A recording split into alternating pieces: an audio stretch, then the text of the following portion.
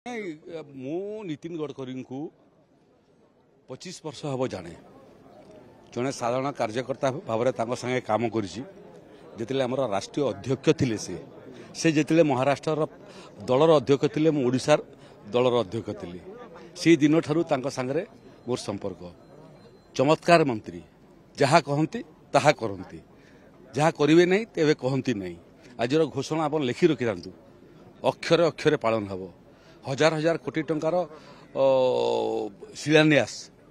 एवं प्राय 10,000 कोटी टंकार आगर प्रकल्प मत आज घोषणा करते तेणु ओडिशा राजपथ क्षेत्र में भारत वर्षर बोधे सब राज्य को अतिक्रांत कर प्रथम स्थान अधिकार कर देखु ना 75 वर्ष कौन सरकार कर पारा नहीं लोक मैंने विश्वास हरई सारी जो मैंने स्वप्न देखी से यह धाम छाड़ी परधाम को पलि गले तथापि हो नाला जो दिन पार्लियामेंट रे ये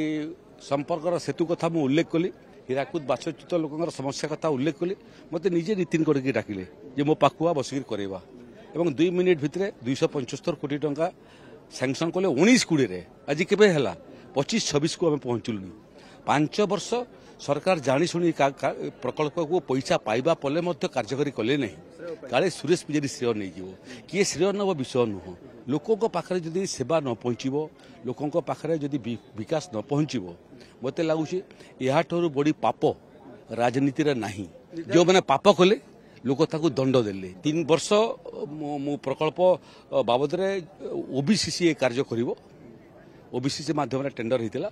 एवं हैदराबाद जो कंपनी नीचे ता संगे भी कथा लगी वर्क्स डिपार्टमेंट संगे भी कथा लगी 3 वर्ष रखाई किंतु मते ए प्रकल्प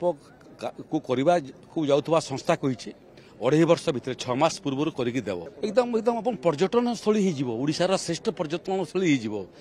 एपटे 5 किलोमीटर आकु उभय पटरे विस्तीर्ण जलभूमि एवं मझी को आप पहुंची जी आखि पाऊ नहीं आप भाव तो क्यों स्पोर्ट्स जो कॉम्प्लेक्स हम स्पोर्ट वाटर स्पोर्ट्स हम कलर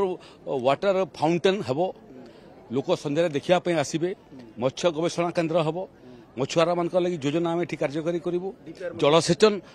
को त्वरान्वित करने गुड़िए डीपीआर प्रस्तुत करुचु बाहर कोल्ड स्टोरेज हम जो पनीपरिया कहते माछ उत्पादन कर रखिपारे छत्तीसगढ़ सांगे जोड़ी हम छत्तीसगढ़ एवं ओडिशा भितर यहाँ संपर्क सेतु हो बरगढ़ झारसुगुड़ा भितर संपर्क सेतु हो सुंदरगढ़ बरगढ़ भितर संपर्क सेतु हो विधायक आमर इराशीष आचार्य भटली आसछन्ति से काम बहुत सहयोग करते अंचलवासी बहुत सहयोग करते मत लगुच जे ये प्रकल्प मत 10 कोटी टंकार प्रकल्प देखुना अंचल आम जो मैंने केबे विगत 25 वर्ष भितर 5 कोटी प्रकल्प देखी पार्लु ना आज 300 कोटी टंकार प्रकल्प देखापी जाऊँ तेणु जदि ये कामटा को पैसा आसला समय 19-20 जदि राज्य सरकार आरंभ कर दे था आज आम तार उद्घाटन करूँ शिलान्यास नुह तेणु से माने को भगवान दंड देले जे अन्य अंचलर लोकंकर अनिष्ट चाहिए से दंड पाइब।